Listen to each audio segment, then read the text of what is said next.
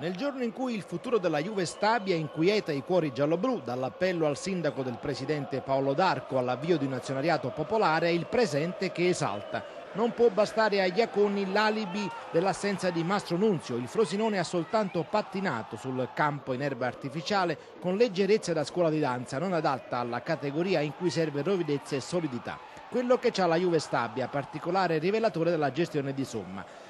Prima dei 2 gol di Verolino, il microfilm della gara conferma la superiorità stabiese. Quando i tifosi del Frosinone, per contestare le scelte antiteppismo del ministro Pisano, hanno abbandonato lo stadio, è iniziato lo show gialloblu. Verolino al 50° ribatte in gol una deviazione di Zappino sotto misura sul colpo di testa di Marra.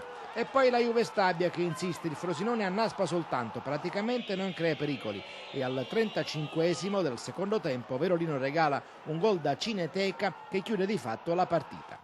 La Juve Stabia si conferma mazzagrande del campionato dopo aver battuto il Napoli, fermato la Sangiovannese, vince in casa meritatamente contro il Frosinone e va così a completare quella che sembra la possibile operazione salvezza.